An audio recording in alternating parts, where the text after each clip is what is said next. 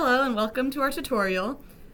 This modeling manual will walk you through how to use the system dynamic simulation to assess classroom capacities, required temporary infrastructure, and student performance based on student-to-teacher ratios as an influx of populations.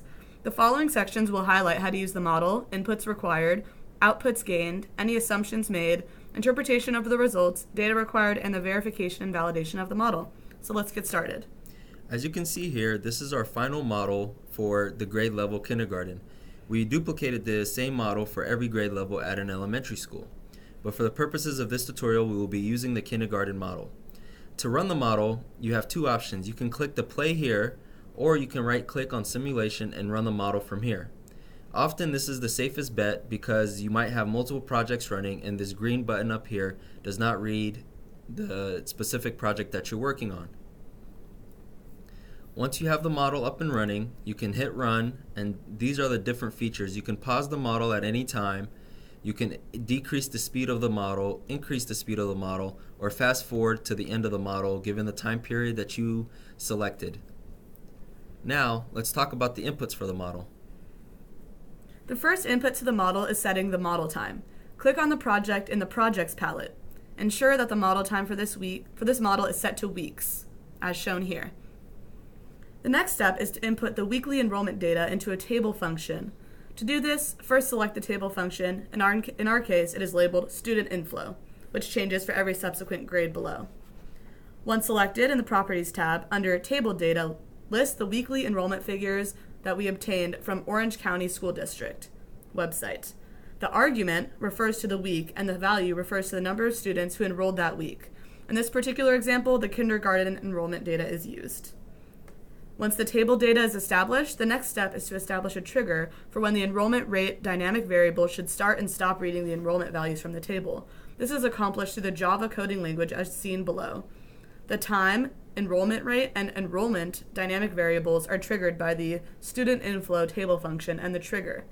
The time, in parentheses, is less than 14?1:0 code tells the trigger to initiate the table for the 14-week period that the model is running, and then to shut it off after these 14 weeks are completed.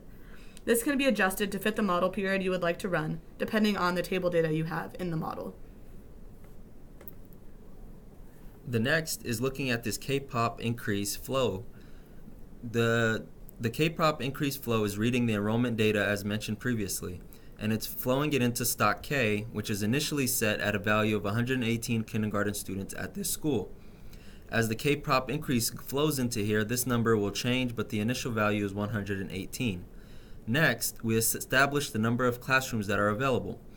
For this, we have originally 7 kindergarten classes, and classes will be added through this classes created dynamic variable as the number of temporary infrastructures increase.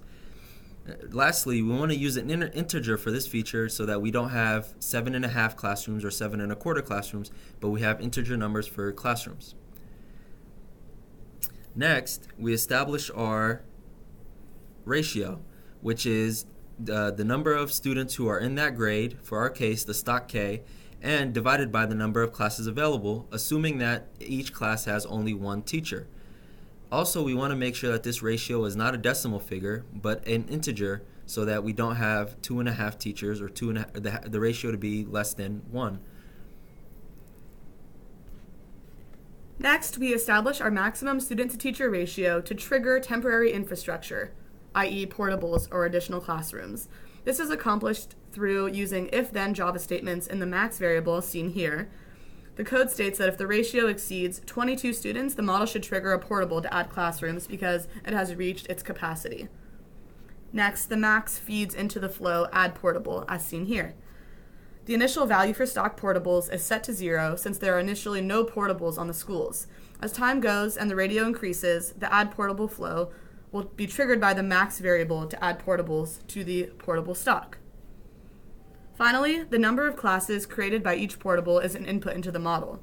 This number will vary based on a uniform distribution, 1, 2, multiplied by the number of portables.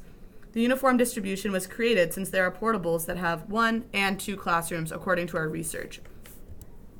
Next, we will run through the outputs of the model. To do this, you run the model, and we will slow down the time so that we can visualize all the outputs. The first output is looking at when the trigger is initiated. We can see as the time goes on, the enrollment rate is increasing based on the table function, and the trigger is allowing enrollment to continue, and the case stock is increasing in population. We just saw that the kindergarten population has received its first portable, creating a new class and reducing this ratio back to the ratio that it should be. Next, we right-click and look at the tables, which show us the student-to-teacher ratios. We can see here that fourth grade initiated a student-to-teacher ratio, or a fourth grade initiated temporary infrastructure much faster than the other grades.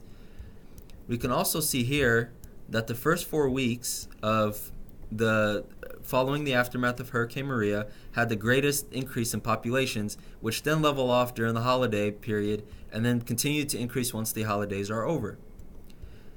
This output here shows us that of the 6 grades, the 4th grade initiated an infrastructure, a new classroom, really quickly compared with the other grades. Next, we'll talk about the assumptions made to create this model.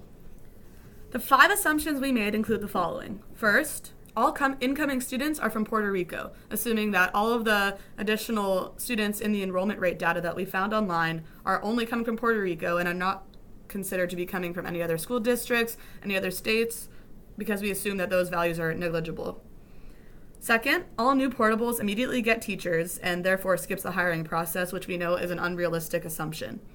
Third, Puerto Rican displaced persons reside in Puerto Rican neighborhoods and therefore attend schools with Puerto Rican majority students. We're making this assumption based on an interview we conducted with a Florida Mass Care emergency response personnel representative. Fourth, funding for portables are readily available. Since it's relatively cheap compared to permanent infrastructure, we made this assumption and assumed it would be a safe assumption to make. Lastly, our one school that we're modeling received 10% of all incoming elementary age students, which represents the worst case scenario. And the worst that we see in reality for the school that we're modeling this model off of, called Castle Creek Elementary School, received approximately 5%. So we just decided to double that number to create this worst case scenario. As for the interpretation of the results, please read the modeling manual that accompanies this video. Thanks for watching.